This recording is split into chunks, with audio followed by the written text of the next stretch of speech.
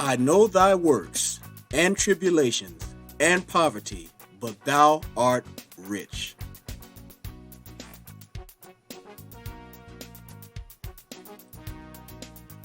Welcome to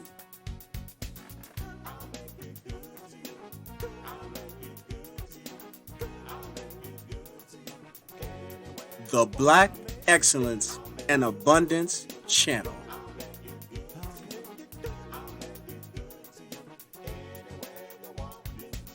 Historically Black colleges and universities, HBCUs, are institutions of higher education in the United States. They were established before 1964 with the intent of serving the African American community. HBCUs significantly contribute to the creation of African American science degree holders, agriculture, biology, computer science, physical science, and social sciences. There are 106 historically Black colleges and universities, HBCUs, in the United States, including public and private institutions, community and four-year institutions, medical and law schools. More than 50% of the nation's African American public school teachers and 70% of African American dentists earn degrees at historically Black colleges and universities. Spelman and Bennett colleges produce over half of the nation's African American women who go on to earn doctorates in all science fields. There are 4 HBCU medical schools. Their names are McHarry Medical School in Tennessee, Morehouse School of Medicine in Atlanta, Georgia, Charles R. Drew School of Medicine and Science located in California, and Howard University School of Medicine located in Washington, D.C. Xavier University of Louisiana is number 1 nationally in placing African Americans into medical school, while Howard University is number 1 in graduating PhDs. Historically Black colleges and universities have an over $10.2 billion positive impact on the nation's economy. HBCUs have historically graduated some of the most prominent people in all walks of life, including the likes of Oprah Winfrey, Michael Strahan, Felicia Rashad, Lionel Richie, Taraji B. Henson, Dr. Martin Luther King Jr., and many, many other prominent people.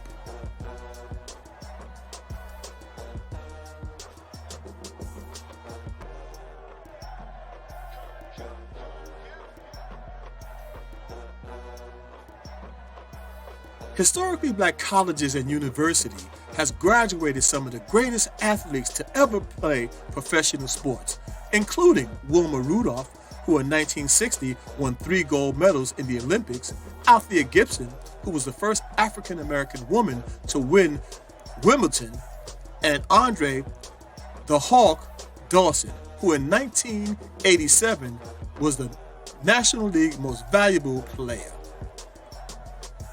In this picture, we see Willis Reed, who attended Grambling University. In 1970, Willis Reed swept the MVP as he won the All-Star Game MVP, the Season's MVP, and the Championship Series MVP. Earl the Pearl Monroe attended Winston-Salem University. He revolutionized the game with his spin move. Although he played in the 70s, you can still see his influence on basketball today. Pictured here is Charles Oakley, who attended Virginia Union. Charles Oakley recommended Ben Wallace to scouts, as Ben Wallace also attended Virginia Union. Ben went on to win a championship with the Detroit Pistons. Lou Brock, a Southern University alumni, retired as the all-time leader in stolen bases, won 2 World Series for the St. Louis Cardinals, a first ballot Hall of Famer, had over 3,000 hits. And one of the greatest players to ever play Major League Baseball. In 1969, Tommy Agee, pitchered here, had a game for the ages. It is a game known as the Agee game. He made 2 spectacular catches, which saved the team over 7 runs, and he led off the game with a home run. Tommy Agee attended Grambling University. Cleon Jones, who in 1970 batted .340 for the Miracle New York Mets. Cleon Jones attended Alabama A&M University. The 1969 World Series Most Valuable Player, Don Clendenin, pitchered here, attended Morehouse College. In 1988, Doug Williams won Super Bowl MVP while setting a record with 4 touchdowns in the second quarter, as he became the first African American to win a Super Bowl as a quarterback.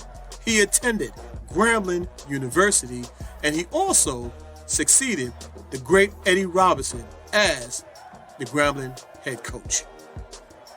Here pictured is Shannon Sharpe, one of the greatest tight ends to ever play in the NFL.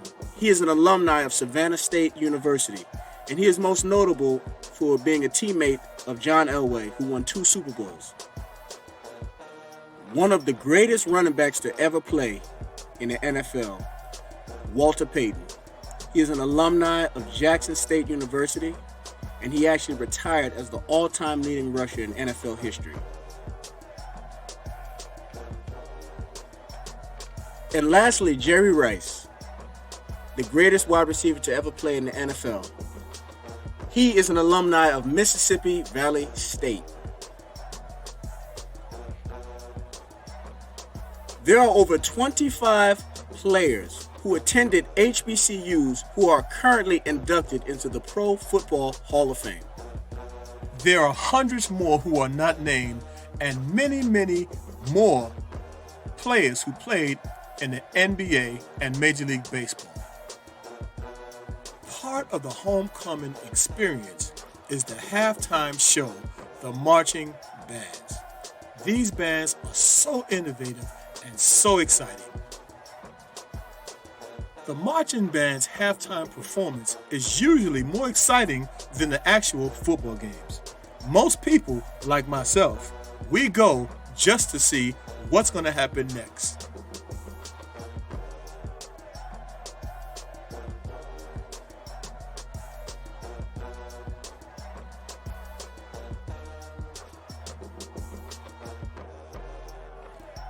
The halftime performances of the HBCU marching bands have been featured on commercials, movies, documentaries, and all types of outlets. A great depiction of the HBCU experience is the movie Drumline starring Nick Cannon, released in the early 2000s. Now let's talk about culture. The HBCU culture, in particular the homecoming. The homecoming weekend is something that is undescribable. I encourage everyone listening to this video, please make it your business to go to a homecoming game. Ain't nothing like an HBCU homecoming experience. This is true. The number one reason that people attend historically black colleges and universities is definitely for the education. But I must admit, the parties at the HBCU homecoming is off the chain. These parties are like none that you've ever experienced in your life. The music is popping. The food is delicious, and just being around all of these upwardly mobile black people is an experience that can never be duplicated. The people who attend historically black colleges and universities comes from all walks of life. You have all types of people from every economic background. You have from the richest to the poorest, people who span the economic gamut of our experience. And let's not forget all the beautiful homecoming queens and kings. Another part of the HBCU experience is the unique and storied fraternities and sororities. These fraternities and sororities are commonly known as the Divine Nine. You have the Alpha Phi Alpha, which is the first fraternity, followed by the Alpha Kappa Alpha, which is the first sorority, followed by Delta Sigma Theta, Iota Phi Theta, Phi Beta Sigma, Sigma Gamma Rho, Kappa Alpha Psi, Omega Psi Phi, and Zeta Phi Beta. Here we have a picture showing the year of each fraternity and sorority was founded. Each fraternity and sorority has its own unique way of acknowledging a frat brother or a soror by displaying unique hand gestures, as can be seen in this caption and the upcoming slides.